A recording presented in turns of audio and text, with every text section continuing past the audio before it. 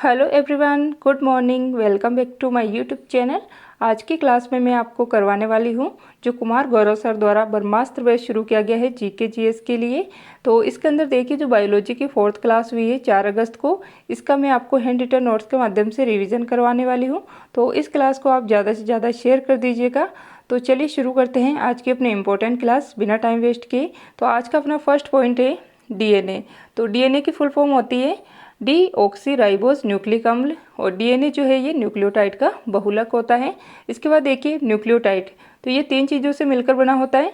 एक तो होती है शर्करा जिसे हम कार्बोहाइड्रेट कहते हैं, एक होता है नाइट्रोजनी क्षारक और एक होता है फास्फेट। तो देखिए जो शर्करा होती है ये तो होती है डीऑक्सीराइबोस, और नाइट्रोजनी क्षारक इसके अंदर 4 होते हैं, वो आगे देखेंगे हम, और एक होता है फास्फेट ग्रुप। फिर देखिए नोट लगा के लिखिएगा न्यूक्लियोसाइड। तो देखिए डीएनए तो न्यूक्लियोटाइड का बहुलक होता है, लेकिन न्यूक्लियोसाइड क्या होता है, तो जो फास्फेट रहित न्यूक्लियोटाइड होता है उसे न्यूक्लियोसाइड कहते हैं। मतलब ये है कि न्यूक्लियोसाइड के अंदर केवल नाइट्रोजनी क्षारक और शर्करा इसके अंदर शामिल होती है। ठीक है। डीएनए सॉफ्ट, ये इसकी ट्रिक है। मतलब सॉफ्ट से क्या हो जाएगा, से आ जाएगा यहाँ पे साइड, फिर से हो जाएगा फास्फेट, और टे से हो जाएगा टाइड। तो क्या होता है न्यूक्लियोसाइड, क्या होता है फास्फेट रहित जो न्यूक्लियोटाइड होता है उसे न्यूक्लियोसाइड कहा जाता है। फिर देखिए नाइट्रोजनी क्षारक जो N2 बेस है, इसकी ट्रिक है। मतलब प्यारी ने कहा एजी परी की टीसी ले आना, तो मतलब प्यारी से तो हो जाएगा प्यूरिन, मतलब प्यूरिन में आ जाएगा एजी, ए से हो जाएगा एडिनिन, जी से हो जाएगा ग्वानिन, और फिर देखिए परी, परी से हो जाएगा पिरिडिन, पिरिमिडिन, तो पिरिमिडिन, फिर देखिए टीसी, मतलब पिरिमिडिन के बाद में आ जाएगा इसके अंदर टी से थाइमिन और सी से साइटोसिन। इसके बाद देखिए ये नाइट्रोजनी क्षारक के 4 बेस हो गए हैं इसके अंदर। कौन कौन से, एक तो है एडिनिन, फिर देखिए ग्वानिन, और पिरिमिडिन में आ जाएगा टीसी से हो जाएगा थाइमिन और साइटोसिन। तो इसके अंदर देखिए फिर जो एडिनिन है ये इसके सामने वाला जो थाइमिन होता है इससे डबल बॉन्ड के द्वारा जुड़ता है, और ग्वानिन इसके सामने वाले साइटोसिन से ये ट्रिपल बॉन्ड के द्वारा जुड़ता है। नेक्स्ट है फिर देखिए डीएनए द्विकुंडलित हेलिक्स मॉडल। तो ये इससे बनता है इसका हेलिक्स मॉडल। तो इसमें देखिए जो हेलिक्स मॉडल है इसके लिए Watson and Crick and Wilkins को 1962 में नोबेल पुरस्कार दिया गया था। नेक्स्ट है इसके अंदर देखिए एडिनिन के सामने थाइमिन से जुड़ता है, ग्वानिन के सामने साइटोसिन होता है तो ये इसके साथ ट्रिपल बॉन्ड से जुड़ता है। फिर वापस से अगर साइटोसिन के सामने ग्वानिन आता है तो ये भी ट्रिपल बॉन्ड के साथ जुड़ता है, और थाइमिन के साथ एडिनिन ये डबल बॉन्ड के साथ जुड़ता है। कहने का मतलब ये है कि एडिनिन जो है थाइमिन के साथ डबल बॉन्ड से जुड़ेगा, और ग्वानिन और साइटोसिन हमेशा ट्रिपल बॉन्ड के साथ जुड़ेंगे। फिर देखिए डीएनए और आरएनए में अंतर। तो देखिए डीएनए क्या होता है, तो डीएनए होता है डीऑक्सीराइबोस, इसका फुल फॉर्म होता है डीऑक्सीराइबोस न्यूक्लिक एसिड। और इसके बाद देखिए आरएनए, तो ये होता है राइबोस न्यूक्लिक अम्ल। तो देखिए इसके अंदर शर्करा होती है डीएनए के अंदर, इसका नाम है डीऑक्सीराइबोस, और इसके अंदर जो शर्करा होती है वो होती है ओनली राइबोस। इसके बाद देखिए N2 बेस कौन कौन से होते हैं डीएनए के अंदर, तो ये होते हैं इसके अंदर एडिनिन थाइमिन के साथ जुड़ता है, ग्वानिन साइटोसिन के साथ जुड़ता है ट्रिपल बॉन्ड के साथ। जबकि जो राइबोस है मतलब आरएनए, इसके अंदर एडिनिन जो है ये इसमें एक चेंज हो जाता है, यूरेसिल के साथ डबल बॉन्ड के साथ जुड़ता है, जबकि ग्वानिन जो है ये ट्रिपल बॉन्ड के साथ साइटोसिन के साथ ही जुड़ता है आरएनए के अंदर। इसके अंदर एक ही अंतर आया है कि जो थाइमिन है, जो डीएनए के अंदर थाइमिन है, इसकी जगह इसमें यूरेसिल आ जाता है। फिर देखिए एक स्ट्रक्चर है जिसको हम पढ़ते हैं शुरू से। तो सबसे पहले होता है मनुष्य, मनुष्य की हम कोशिका निकालेंगे, उसमें से जो केंद्रक है उसको निकालेंगे। केंद्रक के अंदर गुणसूत्र होते हैं, और गुणसूत्र के अंदर डीएनए होता है, और डीएनए का एक खंड जो होता है उसे जीन कहते हैं। ये आपको बेसिकली याद होना चाहिए अगर आप पढ़ रहे हो शुरू से। इसके बाद देखिए जीन, तो जीन क्या होता है, ये डीएनए का एक खंड होता है, और ये विशेष लक्षण निर्धारक करने वाला खंड है इसका। मतलब जीन क्या है, विशेष लक्षण निर्धारक करने वाला कार्य करता है, ये निर्धारण का कार्य करता है। फिर देखिए गुणसूत्र, गुणसूत्र क्या है, वंशागति का वाहक होता है। मतलब जो वंश होता है अपना उसमें आगे से आगे वंश को बढ़ाता है, जबकि जीन जो है ये वंशागति का निर्धारक है। ठीक है, क्या है, गुणसूत्र वंशागति का वाहक होता है, जीन वंशागति का निर्धारक होता है। इसके बाद देखिए DNA, इसके बाद आता है mRNA, mRNA से होता है प्रोटीन। देखिए DNA, तो DNA के अंदर जो है N2 बेस होते हैं, एडेनिन, ग्वानिन और साइटोसिन। तो देखिए mRNA क्या होता है, एक मैसेंजर होता है, मैसेंजर RNA होता है। तो ये जो है DRNA के पास जाता है, यहाँ से ये सूचना लेने के लिए जाता है, मतलब, और ये कहता है कि मेरे पास क्या है, N2 बेस है, एडेनिन, ग्वानिन और साइटोसिन। फिर इनको यहाँ से ये पढ़कर, इस पूरी स्क्रिप्ट को ये यहाँ से पढ़कर फिर वापस से ले जाता है इस सूचना को, और ये सूचना जो है फिर जाती है कहाँ पर, प्रोटीन के पास जाती है, और प्रोटीन इसको लक्षण के रूप में डिसाइड करता है। तो क्या है, जो mRNA है ये स्क्रिप्ट को पढ़ने वाला होता है, मतलब ट्रांसक्रिप्शन कहते हैं इसको। क्या कहते हैं, DNA से mRNA क्या होता है, एक ट्रांसक्रिप्शन का कार्य होता है। और क्या है, इसके बाद होता है जब ये सूचना लेकर आता है यहाँ पर, मतलब ये कहता है कि एडेनिन के साथ तो यूरेसिल जुड़ेगा, ग्वानिन के साथ ट्रिपल बॉन्ड के साथ साइटोसिन जुड़ेगा, और वापस से साइटोसिन के साथ ग्वानिन ट्रिपल बॉन्ड के साथ जुड़ेगा। और यही सूचना जो है ये प्रोटीन के पास ले जाता है, और प्रोटीन जो है इसके द्वारा लक्षण का जो है डिसाइड कर देता है। और इस प्रक्रिया को क्या कहते हैं, तो ट्रांसलेशन कहते हैं इस चीज़ को। ठीक है, फिर देखिए नोट लगा के लिखिएगा कि जो DNA से आनुवांशिक सूचना है ये mRNA द्वारा प्राप्त करना ये ट्रांसक्रिप्शन कहलाता है। और सेकंड है कि mRNA को प्राप्त सूचना के आधार पर प्रोटीन का निर्माण करना ये ट्रांसलेशन कहलाता है। तो दोनों ही लाइन आपके लिए बहुत महत्वपूर्ण होने वाली है। फिर देखिए कृत्रिम जीन का संश्लेषण, इसके लिए 1968 में हरगोविंद खुराना को जो है चिकित्सा में नोबेल पुरस्कार मिला था। नेक्स्ट है कोशिका विभाजन। तो देखिए सेल डिवीजन, तो ये 3 प्रकार का होता है, असूत्री, समसूत्री और अर्धसूत्री। तो देखिए असूत्री में तो आ जाता है बैक्टीरिया, प्रोटोजुआ और शैवाल, ये सारी चीज़ें असूत्री में आ जाती हैं। फिर देखिए समसूत्री में, समसूत्री जो होती है कायिक कोशिका होती है, जो हमारा शरीर होता है वो समसूत्री में आ जाता है।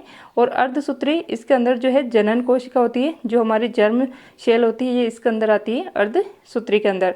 तो देखिए समसूत्री और अर्धसूत्री में अंतर क्या होता है, तो समसूत्री जो है ये कायिक कोशिका होती है, और अर्धसूत्री जो है ये जनक कोशिका होती है, जनन कोशिका होती है, मतलब इसके अंदर शुक्राणु और अंडाणु होते हैं। जबकि इसमें देखिए जनन कोशिका से संतति कोशिका में जो गुणसूत्र की संख्या है इसमें समान रहती है समसूत्री में। और इसमें जो है देखिए इसके अंदर जो है संतति कोशिका में गुणसूत्र की संख्या आधी हो जाती है। नाम से स्पष्ट है कि अर्धसूत्री। वापस देखिएगा, जो समसूत्री है इसमें जनक कोशिका से संतति कोशिका में गुणसूत्र की संख्या समान होती है, जबकि जो इसके अंदर संतति कोशिका है इसके अंदर जो है गुणसूत्र की संख्या जनक कोशिका तक जो है आधी हो जाती है। फिर देखिए नेक्स्ट है समसूत्री में 46 गुणसूत्र होते हैं जो कि जनक कोशिका में होते हैं। फिर देखिए इसका डबल होता है 92, तो ये वापस से बढ़ जाता है 46, मतलब 46 में। और ये संतति कोशिका के अंदर मतलब वापस से समान रहती है, इसके डबल होती है मतलब, और इसके बाद ये 2 में बढ़ जाती है, मतलब 46 रहती है, समान संख्या रहती है इसकी।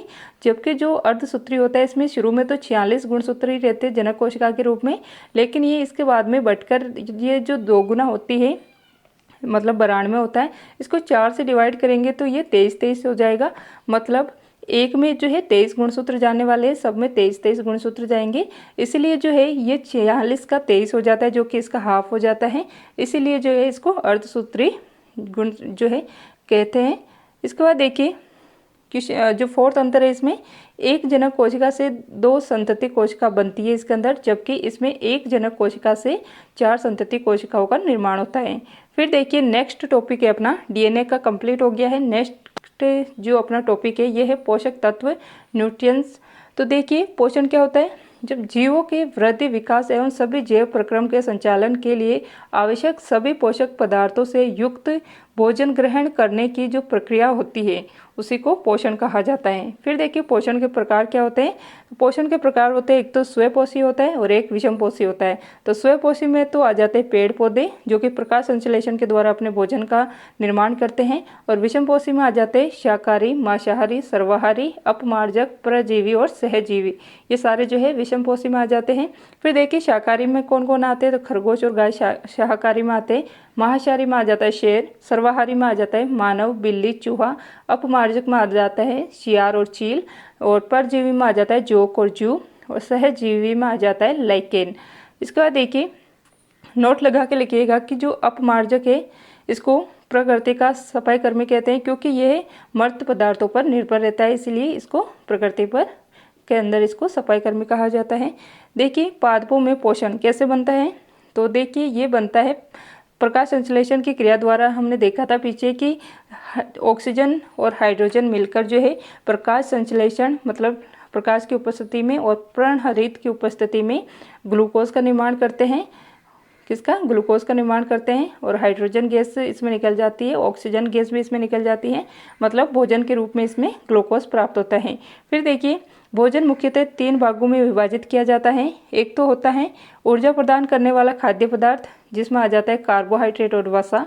शरीर निर्माण करने वाले खाद्य पदार्थ, इसमें आ जाता है प्रोटीन। रोधी क्षमता वाले खाद्य पदार्थ, तो इसके अंदर आ जाता है विटामिन और खनिज। तो ये तीनों लाइन भी आप अच्छे से याद रख लेना। फिर देखिए पोषक तत्व, तो हमारे शरीर में 6 पोषक तत्व होता है। तो फर्स्ट है कार्बोहाइड्रेट, प्रोटीन, वसा, विटामिन, खनिज, लवण और जल। तो ये 6 आपको याद होने चाहिए। फिर देखिए फर्स्ट पॉइंट है अपना, फर्स्ट पोषक तत्व है कार्बोहाइड्रेट, जिसे हम शर्करा कहते हैं या शुगर कहते हैं। तो जिस भी शर्करा के या कोई भी शब्द है उसके अगर पीछे OSE लगा है तो वो कार्बोहाइड्रेट या शर्करा होती है। फिर देखिए नेक्स्ट है तुरंत ऊर्जा देने वाला जो स्रोत है ये होता है कार्बोहाइड्रेट। तो देखिए जो ग्लूकोन डी है, एनर्जी ड्रिंक है, ये सारे कार्बोहाइड्रेट के एग्जाम्पल हैं। इसमें शरीर की 50 से 75% ऊर्जा प्राप्त होती है। देखिए गेहूं, चावल, ज्वार, बाजरा, शक्कर etc इसके एक्सट्रैक्टा जो है ये इसके एग्जाम्पल हो जाते हैं। फिर देखिए 1 ग्राम कार्बोहाइड्रेट से 4.2 किलो कैलोरी जो है, मतलब क्या है 1 ग्राम कार्बोहाइड्रेट से 4.2 किलो कैलोरी ऊर्जा हमें प्राप्त होती है। और इसमें जो है क्या क्या होता है, एक तो कार्बन होता है, हाइड्रोजन होता है और ऑक्सीजन होता है कार्बोहाइड्रेट के अंदर। फिर देखिए कार्बोहाइड्रेट के प्रकार, तो ये होता है मोनोसेकेराइड, डाइसेकेराइड और पॉलीसेकेराइड, 3 प्रकार का होता है ये। फिर देखिए मोनोसेकेराइड जिसमें 1 शर्करा होती है, डाइसेकेराइड मतलब जिसमें 2 शर्करा होती है, और पॉलीसेकेराइड जिसमें बहुत सारी शर्कराओं से मिलकर बना होता है ये, मतलब बहुत सारी आ जाती है इसके अंदर। इसके बाद देखिए मोनोसेकेराइड में आ जाता है ग्लूकोज, जिसे ब्लड शुगर कहते हैं, फ्रुक्टोज जो कि फ्रूट शुगर होता है, ग्लैक्टोज जो कि ब्रेन शुगर होता है, ये सारे मोनोसेकेराइड में आ जाता है। डाइसेकेराइड में आ जाता है सुक्रोज जो कि ग्लूकोज और फ्रैक्टोज से मिलकर बना होता है, माल्टोज जो कि ग्लूकोज और ग्लूकोज से मिलकर बना होता है, लैक्टोज जो कि ग्लूकोज और ग्लैक्टोज से मिलकर बना होता है। तो ये डाइसेकेराइड के एग्जाम्पल है। फिर देखिए पॉलीसेकेराइड, तो इनके एग्जाम्पल मैंने यहाँ पे लिखे हैं। तो देखिए स्टार्च, तो स्टार्च जो है पौधों में जो खाद्य संचय होता है उसे स्टार्च कहते हैं। जंतुओं में जो खाद्य का संचय होता है उसे ग्लाइकोजन कहते हैं। पादप में कोशिका भित्ति ये सेलुलोज की बनी होती है और कवक में कोशिका भित्ति ये काइटिन की बनी होती है। तो ये सारे पॉलीसेकेराइड के उदाहरण है, मतलब 1-2 से ज़्यादा शर्कराओं से मिलकर ये बने होते हैं। इसके बाद देखिए नोट लगा के लिखिएगा कि जो प्राकृतिक रूप से सबसे मीठी शर्करा है वो है फ्रक्टोज होती है। और एग्जाम्पल के लिए देखिए जो शहद हनी होता है ये इसका एग्जाम्पल है। नेक्स्ट है टेबल शुगर या जो कैन शुगर है, ये घर में हमारी जो चीनी होती है उसे सुक्रोज कहा जाता है। मिल्क शुगर ये होता है लैक्टोज। और सभी कार्बोहाइड्रेट ये मीठे नहीं होते, ये भी आपको पता होना चाहिए। तो ये थी आज की अपनी क्लास। आई होप आपको ये क्लास पसंद आई होगी। अगर आपको क्लास अच्छी लगी है तो ज़्यादा से ज़्यादा शेयर कर दीजिएगा और लाइक कीजिएगा और कमेंट करके बताना आपको ये क्लास कैसी लगी है। और साथ ही में अगर आप इस चैनल पर नए हो तो चैनल को सब्सक्राइब करके बेल आइकन को प्रेस कर लीजिएगा।